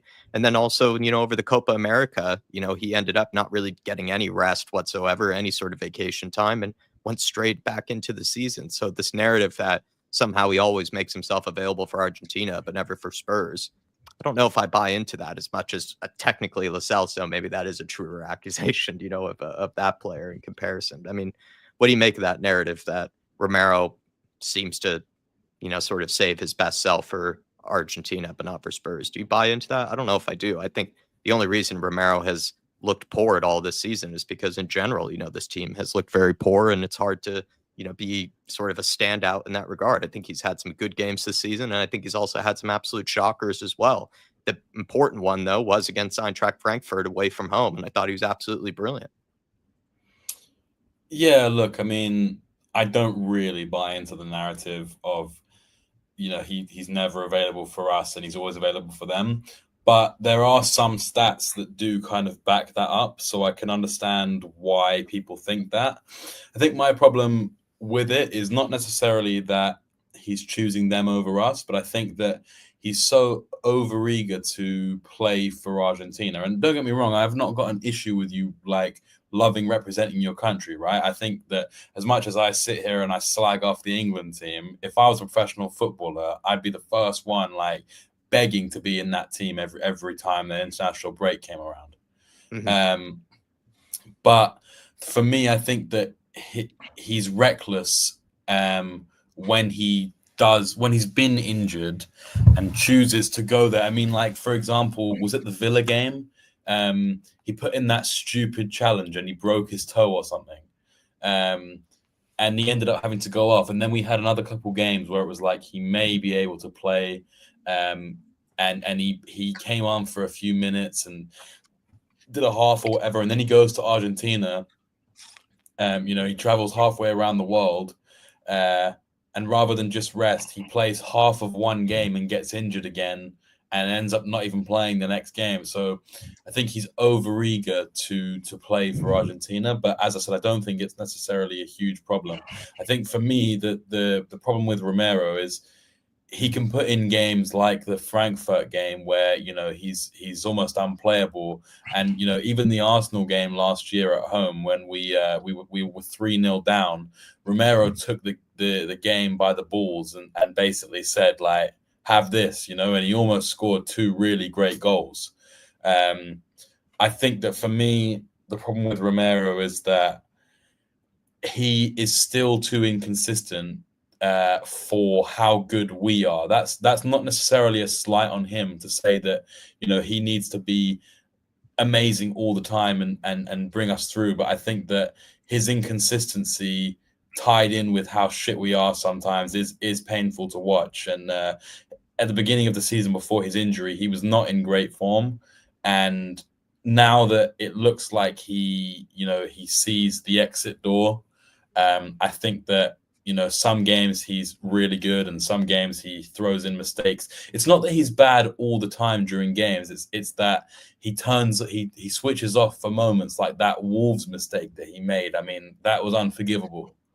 And it just summed up the game and the team at the moment. And as I said, it's not all his fault, but he's not shown the leadership qualities I've needed from him this season, at least. If Romero's not as good then as maybe, we think he is, why are Real Madrid and Atletico Madrid coming for him? Let's be brutally honest. They're not coming for him because he's a bad player, because he's inconsistent, because, this, that, and the other. They're coming for him because they look at him. He's a good player in a bad team. Mistakes happen with good players and bad teams. It's that simple. They're coming for him because he's a good player.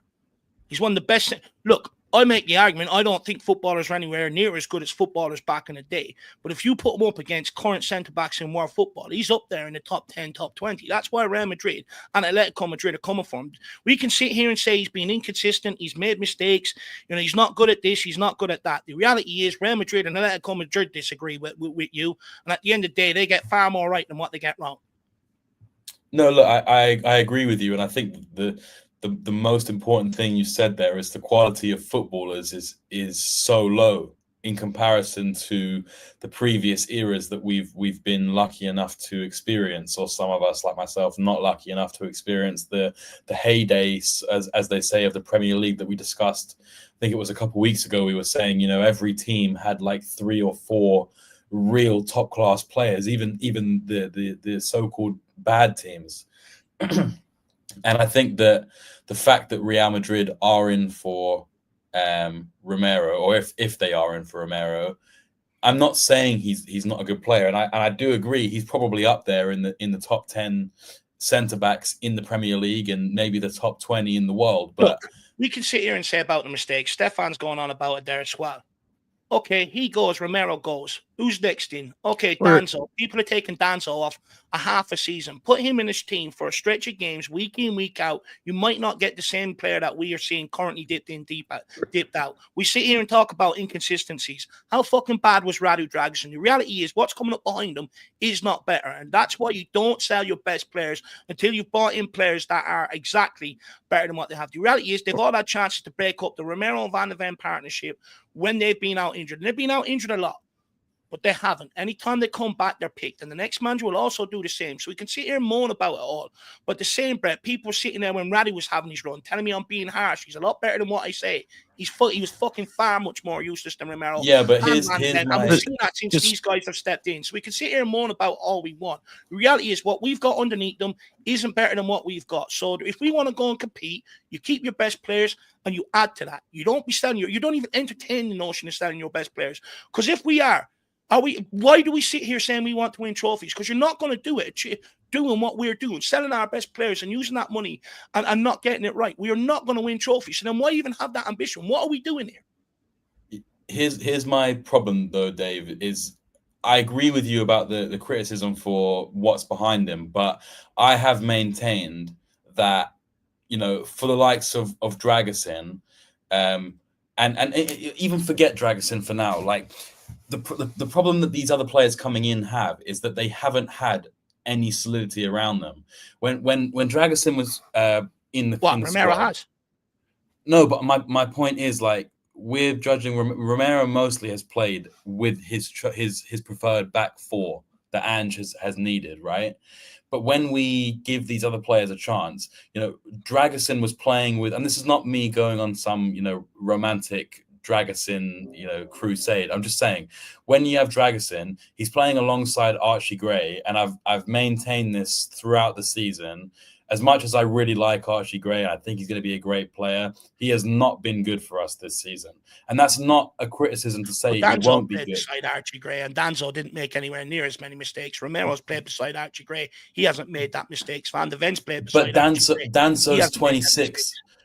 Danzo's 26 or 27, and Dragusin was 22. He was being asked to come in and be the senior experienced head alongside an 18-year-old. Well, hang on, is that not what his agent was in the press calling for them minutes? He was calling his agent Dave, was literally in the press begging for them minutes. So let's not sit there and use that as an excuse.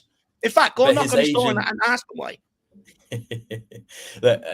we all know what his agent's like. I won't. I don't know if they can hear me. But I just think that our issue has always been a clear first team and second team, and we don't ever do a strong enough hybrid of the two. And we expect these players to come in and do really well. And let's be honest, when Dragusin came in, he did have a few decent performances, like the Newcastle game. I know we lost 2-1 away from home, but he put in a really good performance. And there are other performances. You know what the difference is there, though, Sam? You pull out one game or a couple of games where he has good performances. People pull out a couple of games where Romero has made mistakes. That's the massive difference. Romero has a lot more good games than what he does bad. Radu Dragusin had a run of 20-odd games in the team. People can fact-check me. It's true. He had a run of 20-odd games. He had more bad games than good games. When I seen that guy getting sent off against Karabakh 8 minutes in, that tells me everything I need to know. Yeah, from a bad first touch. Also, Galatasaray had an absolute nightmare on the pitch, and then even in the first Chelsea home game, right, he was responsible for 2 of the goals, that ended up being conceded, with Jadon Sancho cutting inside, and one of the other times when they played a ball in behind him. Yeah, look, as I said, I'm not here to say that Dragusin's the answer to our problems. I'm just trying to sort of add context to these other players. If they had the first choice team around them, could do better. I'm not saying that any of them are on Romero's level, but as we say, Romero's 27 and has been around really experienced players, some of the best players in the world, play for his nation, and has been doing it at a high level for a long time, and that's where obviously you have to praise him. But these other players haven't quite had that chance yet, and while I do agree with you that Danso is not necessarily going to be the answer based off half a season. The argument could be said the same thing when you're saying, Dom Solanke's missed 2 or 3 months of the season, and we're saying that he's not good enough. But it's all. Carlos has missed 3 years. Still has more goals in the system.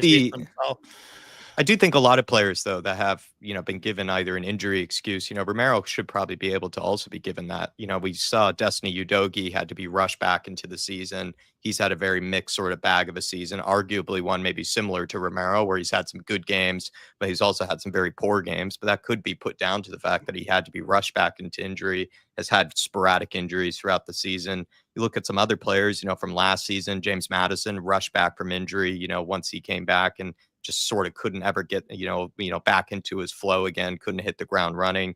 There are other players that you would say too, that Kulusevski, I would say, since coming back from injury, doesn't look like the same Kulu for right now. But Romero, countless times this season has tried to get himself back as soon as he can. And, has had some good games and it's had some bad games because of that. But I think that is partially due to rustiness, injury excuse that we've given to a lot of players. We've given it to Solanke. We just gave it to Richarlison a little bit earlier. So I wonder, if Romero should be allowed that similar, it's not, maybe excuse is a strong word to use, but, that sort of explanation for the up and down season. Like he's missed something like 20 odd games this season because of injury. Like that is going to affect your performance. That is going to affect your consistency. And last season, even, he was regarded as almost better than Van de Ven was, with how he finished the season, in comparison. And the other thing too is I feel like Van de Ven sometimes gets away with making mistakes that don't end up being as heavily criticized as Romero. Like I remember against Brighton, Van de Ven, got absolutely mixed on a couple of occasions and led to some of the goals that we ended up capitulating from. And even just against against Forest, right? The Chris Wood header, that is Van de Ven's man, in my opinion, that, he just sort of leaves, to rise up and challenge for it. So Van de Ven, in my regard, as much as he bails us out with, almost like Superman like tackles, and flying back and catching up the defense, sometimes that overglosses, the fact that he also has had some poor moments this season. And I just think he's more loved, by the fan base because obviously he's not had these sort of interviews and things like that about, potentially leaving or whatnot. I do feel like Romero gets a harsher rap, for, having to suffer through injuries and come back from them as soon as we need him to. But then also just the fact that he plays alongside a guy that everyone seems to love and never seems to criticize in Mickey Van de Ven, who's also made, in my opinion, plenty of errors this season. What was that one time where Van de Ven ballooned the ball over Vicario or something like that, playing out from the back, and it led to a goal conceded? Like if Romero had done that, that would have been absolutely lamented about for a long, long time. So I don't know. I just think there's sometimes two different standards where people just have their whatever. I mean, bias is fine. Everybody has bias, but I do feel like there's a lot of bias against Romero, and then there's none against someone like Mickey Van de Ven, who's also made plenty of mistakes this season. And Sean's coming in here saying off that point, well, then, how do we expect any players to get back up to top level? If that's the case, we're giving them the excuse of being out injured. I mean, this is where these comments become silly, Sean, and pathetic, to be quite honest with you. I mean, the reason why is if you buy better players, there's no need to rush these guys straight back in. The reason why we had to rush Romero back in is because Dragusin was so far off the bloody level. I mean, it's not rocket science. You're an intelligent guy, Sean. When you speak to each other on a daily basis, I'm sure you can comprehend that. Dave and Sean need their own show. No, because it's just a ridiculous comment. It's just ridiculous. Honestly, it's just simple. If you know football, you just buy better players so you don't have to rush them back. The reason, look, to Jack's point, Doji had a surgery, didn't have a preseason. The reason why he had to start is because we didn't sign another fucking left back. It's not rocket science. He had to play because he's our only left back available. The reason why we rushed Romero and Van de Ven back straight from injury is because they have to play because Radu Dragusin is absolutely crap. It's not hard to comprehend. It really isn't. Any other final points on Romero's situation? Personally, I think this is only going to continue on and on and on. So there will be more moments to probably discuss this. I imagine there will be another interview with an Argentinian journalist just around the corner. I think that the final point I'll end on, and I will admit that I do have maybe a bias slightly against Romero, right? Maybe it's to do with the feeling that he's always willing to be happy to be linked away from the club and whatever, and I don't blame him for that. It's a subconscious thing, I think, but I think that in your point about Van de Ven, and I agree with you, I think that if Van de Ven wasn't as quick as he was, I actually question how good a defender he would actually be, or how good a player he'd actually be. But with Romero, I think that the reason he's held to such a high standard is because we know how good he can be. So, and what he has done in the past. So we hold him to a higher standard, maybe in an unfair sense, but I think that's it really. He's held to a higher standard to the rest of them because, one, he's the vice captain, and two, he's a World Cup two-time Copa America winner, and he is a winner, which is, you know, and in defense of him, if we win the Europa League, I think he will have a big hand to play in that. Which is why we shouldn't sell the guy. So we've come full circle. Brilliant. Well, he's also, I think, had a brilliant in the game that we needed him to step up. I thought he absolutely did. I thought he was the best of the defenders in the second leg, even though Van de Ven made that absolutely crucial tackle. I thought Romero still was actually the player that ended up winning us that game because he's the one who played the ball over the top for James Maddison for us to win the penalty, and also had some absolutely incredible clearances at some stages, you know, when being put under the cosh. But you know, it's just my feeling. I'm a big Romero fan, and maybe some people aren't. And this is, like I said, going to continue on and on and on. Iceman and MB Joker Davis got into the comments. Please, everybody, if you are a member, this is something we do at the end of the show, sort of wind down, wrap up some stuff, and then also answer some questions that maybe weren't on the agenda today, or just some things that we can touch on further. So it is a perk of being a member of the channel. And also take a look at it pinned at the top of the chat if you would like to become one. Iceman saying, do you think Venom should be dropped for Kinski after all the mistakes he has done? Sam seemed to allude so. He can come in off the back of what I have to say. I'll just repeat myself. Yeah, I think Vicario is an unbelievable goalkeeper in terms of shot stopping. I think, in fact, he's up there with one of the best. He makes a lot of mistakes from set pieces, doesn't come out to claim crosses. When he does end up making mistakes. But like I said, we would not even be in the Europa League if it were not for Vicario right now. We would have been 3-0 down at least against AZ Alkmaar in that first leg. And then also there was that one shot that was fired at him. I think even though Christensen missed some chances, there was that one that was fired at Vicario, who made an unbelievable save to, again, keep us in the game. So I think when he is called upon to make world-class saves, he does so on a pretty regular basis. But there are other elements of his game I certainly would welcome, you know, criticism and conversation over. But when it comes to shot stopping as a goalkeeper, I think that is the most important factor. And Kinski, when he was asked to make, you know, some big saves, was incapable of them. He was making, you know, he was letting them go through his hands,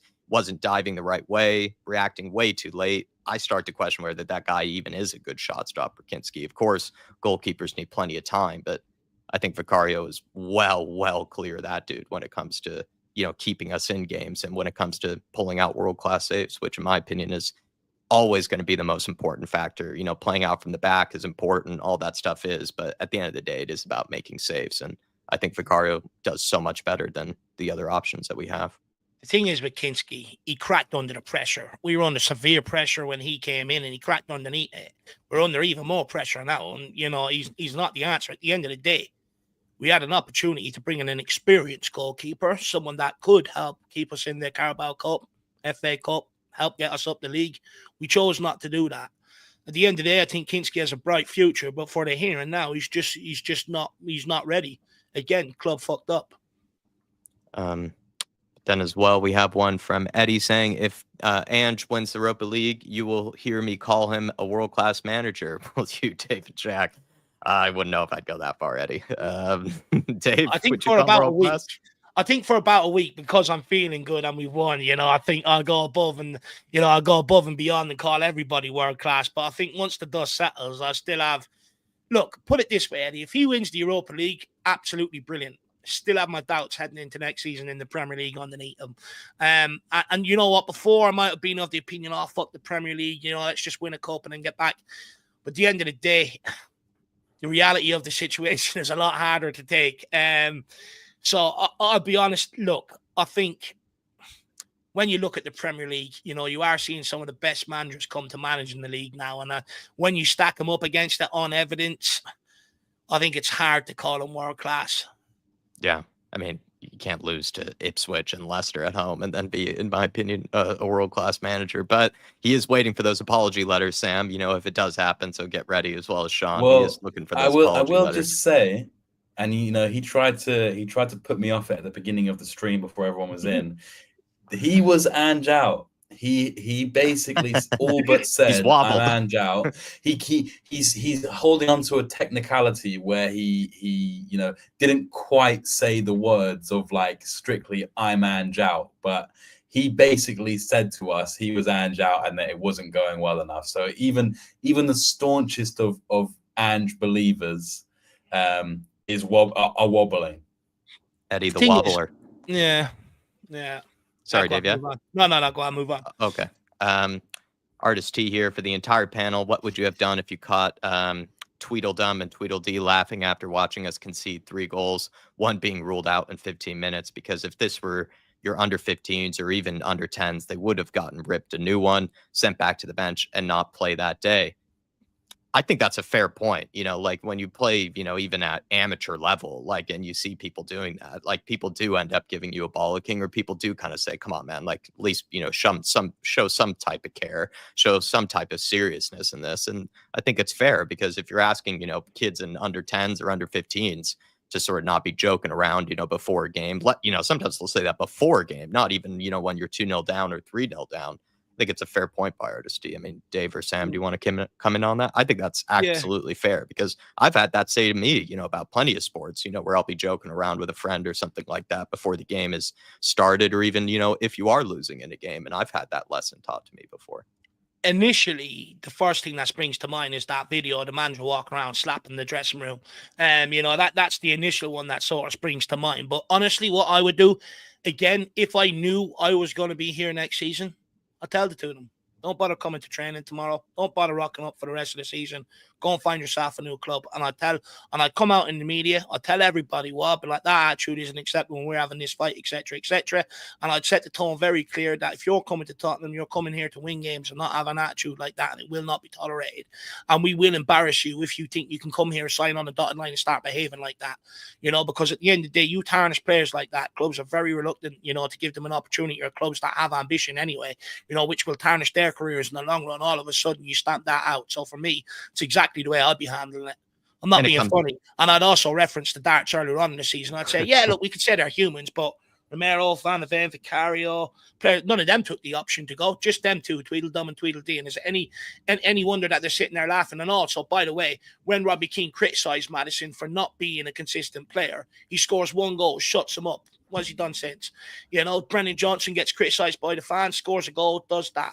At the end of the day, I'll just put them on blast in front of the entire world. Show them up.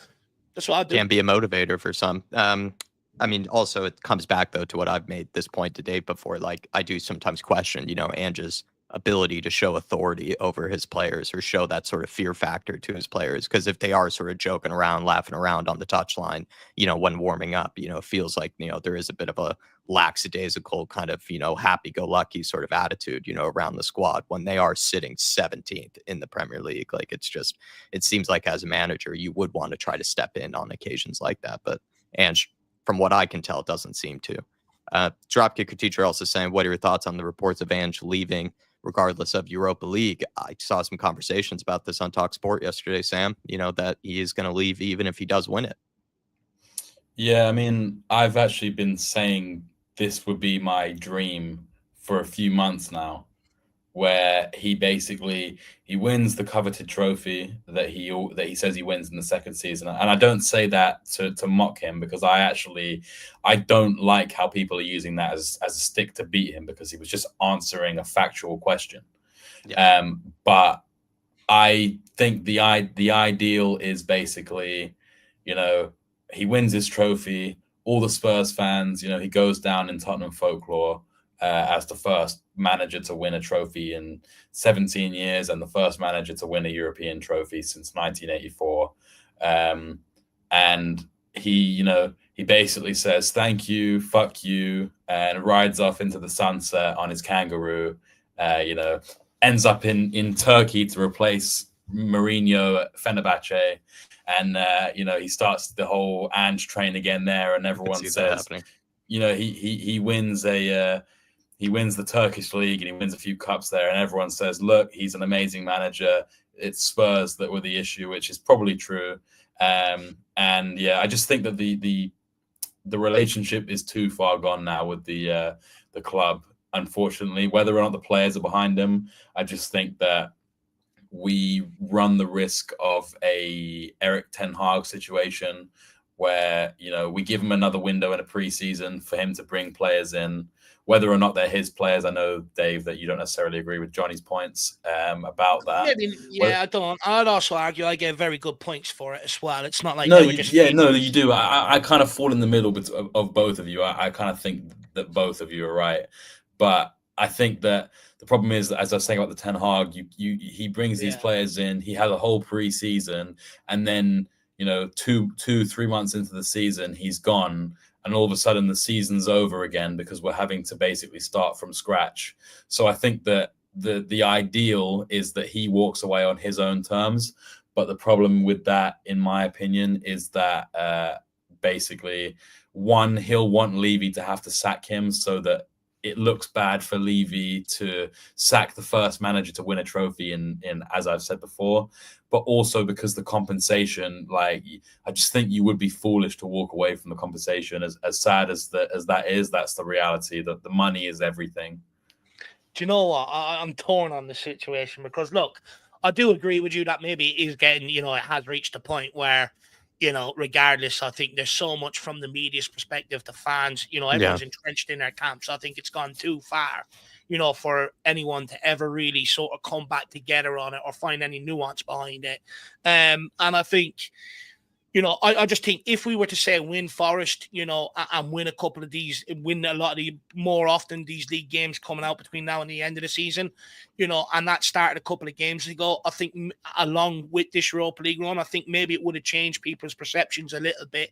And if we had won the Europa League, you look at it and go, okay, once all of our players came back, we won games, coming out the back end of the season, I think you can comfortably sit here and say, do you know what, we'll give them next season. But I think the fact that we're still losing the league games, I think is a huge problem, and I think is only putting them more on the side of when Europa's done, he'll lose his job. But on the same breath, though, if he wins it, you also have to take into account he's been able to do something that no other manager has really done under Daniel Levy. Bar maybe Juande Ramos, which has been able to navigate through all the the stresses of being Tottenham manager, being able to navigate it to winning a trophy. And I think that does take a special sort of person to a degree, but it still doesn't make it right moving forward. But honestly, I'll be honest, I actually don't know how I'm going to feel. I'm just going to wait to see if it happens. And if it happens, then I'll let you know how I'm feeling on the situation. Right now, it's all hypothetical and hyperbole. So I'll actually let you know how I'm feeling if it happens, which is still a big if, by the way. Like I keep saying, I'm not taking Bodo Glimt for granted. We've definitely given our thoughts on the Vicario Howlers, but he did bring up a separate point on, is he part of the bad mentality of only caring about the Europa League versus the Premier League, I think that's within everybody, though. I think that's coaching staff, manager, and players. I don't think that's, just one player specific. Yeah. And then Sam, it's Wednesday, not Tuesday. So fish fingers or something else planned? I've actually got a shepherd's pie that I'm ready to throw in the oven. So I don't know if I do any sauces. I don't need sauces with my meal, so I'll probably just bit of brown sauce on it though would top it off though, Sam. Maybe I'll give it a go, Dave, just for you. I like it. I love brown sauce on like mash and mince, because that's essentially what a shepherd's pie is. Yeah. Well, I do enjoy a good chicken pot pie, I will acknowledge.